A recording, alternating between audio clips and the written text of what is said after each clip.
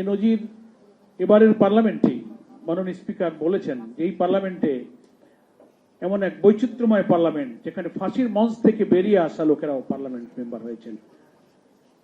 যাবজ্জীবন আয়না ঘরে থাকা আমাদের স্নেহস্পদ সন্তান তুল্য ব্যারিস্টার আরমান আয়নাঘরের সাক্ষী।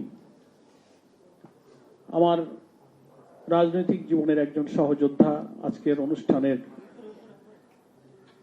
এই দাওয়াতে যিনি আনন্দ সহকারে উপস্থিত হয়েছেন পানি সম্পদ মন্ত্রী শহীদুদ্দিন চৌধুরী অ্যানি, বিএনপির কেন্দ্রীয় নেতা, ছাত্র দলের সাবেক কেন্দ্রীয় সভাপতি।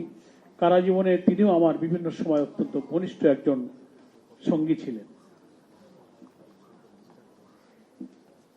আমরা শেখ হাসিনার আগে যখন কারাগার থেকে বের হলাম তখনও আমাদের অ্যানি ভাই, বর্তমান তথ্যমন্ত্রী জহিরুদ্দিন স্বপন, দীর্ঘদিন আমরা একই কারাগারে একই সঙ্গে খেয়েছি, এক জায়গায় থেকেছি। আবার হাসিনার পতনের আগে আগে যখন আবার আমরা জুলাইয়ের আন্দোলনে গ্রেফতার হলাম তখন ডিবি অফিসে রিমান্ডে শেষ 5ই আগস্টের সময়ও আমি অ্যানি ভাই সহ অনেক কেন্দ্রীয় নেতৃবৃন্দ আমরা তখন কারাগারেই ছিলাম।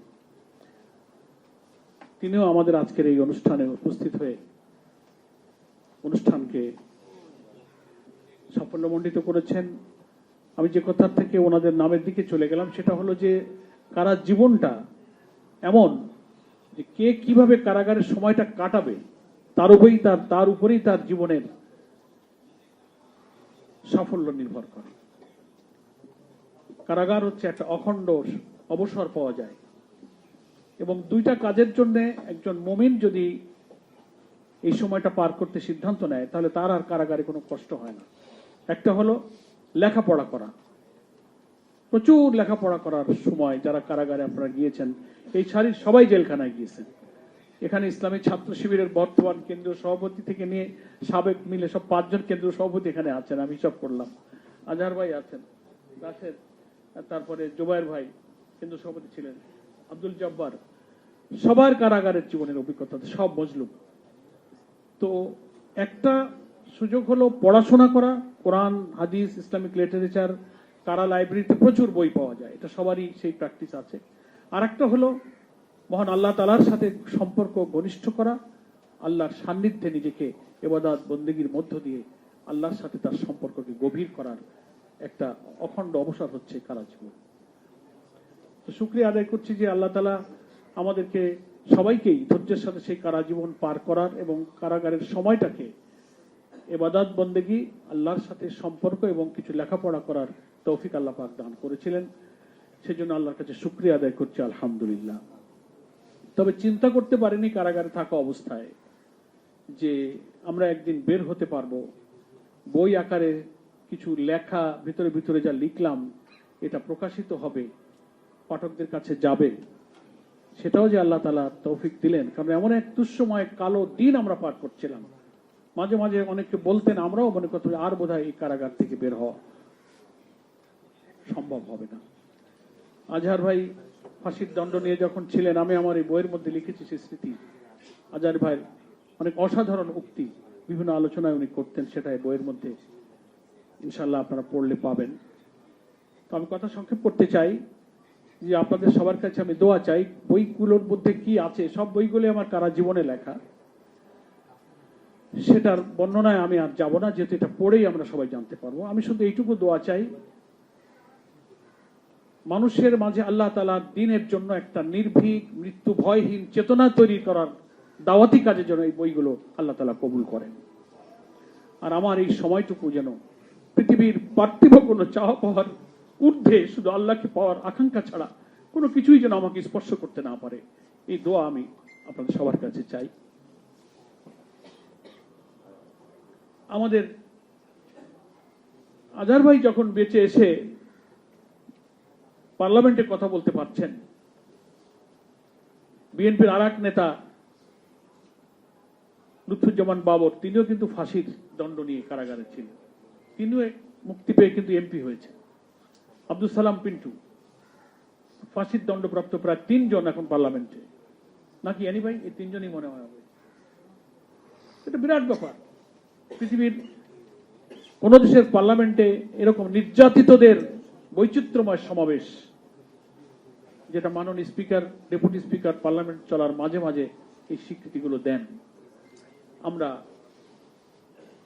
আল্লাহর কাছে দোয়া করব, অত্যাচারের যে কালো রাত আমরা পার করেছি, জুলুমের যে কালো অধ্যায় আমরা পার করেছি, আমরা যেন জাতির সামনের দিনগুলোতে এই কালো দিন যেন আর ফিরে না আসে, সেই লক্ষ্যেই যেন আমরা একটা জাতীয় ঐক্যের মধ্য দিয়ে পথ চলতে পারি। আপনাদের সবার কাছে আমি সেই দোয়া কামনা করি। আমি খুব কৃতজ্ঞতা জানাই এখানে ছাত্র শিবিরের সাবেক বর্তমান কেন্দ্রীয় সভাপতিরা যারা উপস্থিত আছেন, আমাদের পানি সম্পদ মন্ত্রণালয়ের মাননীয় মন্ত্রী, উনি বলছিলেন যে আমি এই অনুষ্ঠানে থাকব। আমার জেলের সাথী, আমরা খুবই ঘনিষ্ঠ। তথ্যমন্ত্রী জহিরুদ্দিন স্বপন ভাই আসতে চেয়েছিলেন, আমি আর দ্বিতীয়বার ব্যস্ততার কারণে আমি ওনাকে আর রিমাইন্ড করিনি, কিন্তু অ্যানি ভাই নিজে আগ্রহ করে বললেন যে আমি আসছি। সবার প্রতি আমি কৃতজ্ঞ, বিশেষ করে আমাদের সবচেয়ে মজলুম এটিএম আজহারুল ইসলাম ভাই, জীবদ্দশায় আমরা ওনাকে কাছে পেলাম, বুকে পেলাম, ওনার মুখের দুটো কথা শুনে আজকে আমরা তৃপ্তি পাব। সবার জন্য আল্লাহর কাছে শুকরিয়া আদায় করি। আর প্রচ্ছদ প্রকাশন, তারা যে বইগুলো প্রকাশ করলেন, আমি জেল থেকে বেরোবার পর ওনারা আমার ফোন করে খোঁজ নিয়ে চলে গেলেন। আমি ওনাদের সবাইকে চিনতাম না, বললেন যে আপনি যদি অনুমতি দেন তো আপনার লেখালেখিগুলো আমাদের দিলে আমরা একটু প্রকাশ করতে চাই। এই যে প্রকাশনা সংস্থার এমডি চেয়ারম্যান বোধহয় বক্তব্যে বলেছেন যে সব লেখকের পাণ্ডুলিপির একটা স্টাইল থাকে, কিন্তু 7 বছরে আমার লেখার কোনো গ্রামার ছিল না। এই ডায়েরিতে 5 লাইন, ওই খাতায় 10 পাতা, ওই নোটবুকে 3 পাতা, খুব কষ্ট করেছে এরা। বলে সব আপনি আমাদের দেন আর একটা গাইড দেন, আমরা সব খুঁজে বের করে করে একটা জায়গায় নিয়ে আসবো। তো এরা সব সেট করে প্রুফ দেখানোর পরে আমি খুব আশ্চর্য হলাম যে অন্তত বিশেষ করে এই লৌহ কপাটের অন্য জীবন বইটা অন্তত 7-8টা জায়গায় পাণ্ডুলিপিতে আমার, মানে কখনো 6টা কারাগারে আমি ঘুরছি, তো খুলনা কারাগার, কাশিমপুরের 3-4টা কারাগার, নারায়ণগঞ্জ কারাগার, নাজিবুদ্দিন রোডের কারাগার, কেরানীগঞ্জের কারাগার, সব কারাগারেই লিখছি। সবগুলো কারাগারের বিধি এত কঠিন ছিল যে খাতা নিয়ে বেরোনো যেত না, যা লিখেছেন তা আবার রেখে আসতে হতো। লুকায় লুকায় কার আগে জামিন হয় তার ব্যাগের মধ্যে ঢুকাই দিয়ে দিতাম, তুমি এটা নিয়ে আমার বাসায় পৌঁছায় দিও। এই সবগুলো কালেক্ট করে প্রচ্ছদ প্রকাশন কষ্ট করে এডিটিং করেছেন, প্রুফ দেখেছেন।